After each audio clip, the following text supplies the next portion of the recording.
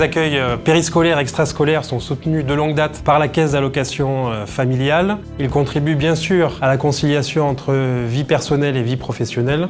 Ils ont également un rôle prépondérant à jouer en faveur du développement et de l'épanouissement des enfants qu'ils accueillent. Évidemment, pour travailler sur la qualité des projets des accueils de loisirs, avoir le nombre de mètres carrés suffisant, avoir le nombre d'animateurs requis, c'est un préalable, mais il y a bien d'autres dimensions qu'il faut pouvoir travailler pour avoir un projet d'accueil de loisirs de qualité. Et la Caisse d'allocation familiale a souhaité proposer un appui aux gestionnaires et aux animateurs qui sont au quotidien face aux enfants qui n'ont pas toujours la prise de recul nécessaire. Donc nous avons voulu un accompagnement concret, de terrain, bienveillant et gratuit, que les gestionnaires peuvent solliciter librement et ils peuvent faire appel à une fédération d'éducation populaire de leur choix parmi les 3 qui ont été sélectionnés par la CAF pour travailler sur ce sujet. À Lutange, nous avons fait appel à l'offre de services de la CAF car notre périscolaire a évolué très rapidement. Nous sommes en effet passés pour la pause méridienne de 27 enfants à 40, ce qui a causé quelques désorganisations. Nous avons donc fait appel à l'une des fédérations afin d'obtenir des conseils et d'améliorer la qualité de l'accueil des enfants. On va placer l'enfant au cœur de notre observation. Pour cela, on a mis en place des critères et des indicateurs d'évaluation afin d'observer les locaux, les conditions d'accueil, l'accessibilité du service, la qualité éducative à travers le projet éducatif et le projet pédagogique. Il ne faut pas se le cacher, quand j'ai expliqué aux équipes qu'on avait une visite d'observation, elles ont été inquiètes. Je leur ai expliqué qu'il est bon d'avoir un œil extérieur pour observer notre fonctionnement. Le jour J, par la visite sur place avec la fédération, avec ou sans moi, les animatrices ont été contentes de leurs échanges. Elles ont exprimé en toute confiance leur fonctionnement et leurs besoins.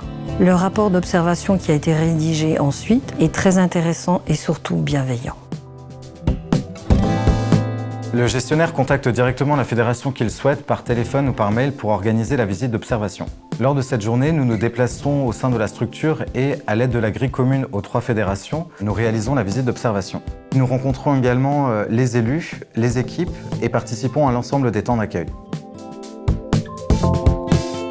Après la visite d'observation, nous avons ouvert un nouveau site sur la commune de Rezonville, ce qui a permis aux enfants scolarisés à l'école de Rezonville de manger sur place. De ce fait, ils ne prennent plus le bus. Ils ont du temps pour jouer après le repas. C'est tout bénéfice pour les enfants et pour l'équipe d'animation.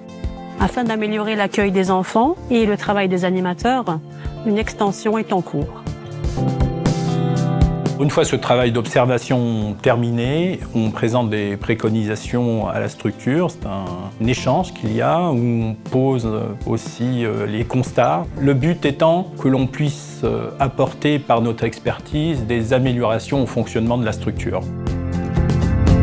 En avril 2021, le périscolaire de Pange a fait appel à l'offre de services de la CAF en partenariat avec les foyers ruraux. Nouvel élu à l'époque, il était compliqué de savoir exactement comment faire fonctionner ce service de manière pérenne et de pouvoir assurer un service de qualité auprès des enfants. Les réponses que j'ai pu obtenir de la part des foyers ruraux à ce moment-là m'ont permis de me conforter dans l'idée que j'avais un fonctionnement de périscolaire. Nous avons donc mis en place un projet pédagogique avec pour objectif de travailler dans la durée. C'est pour cela que nous avons formé une nouvelle équipe de direction, de sorte à pouvoir offrir un service de qualité. J'ai repris la direction en septembre 2021, où mon but a été de renforcer l'équipe d'animation, notamment en participant au recrutement et en organisant des réunions où tout le monde pouvait s'exprimer librement, ce qui a permis de me rendre plus autonome et d'élaborer des projets un peu plus poussés avec mon équipe d'animation.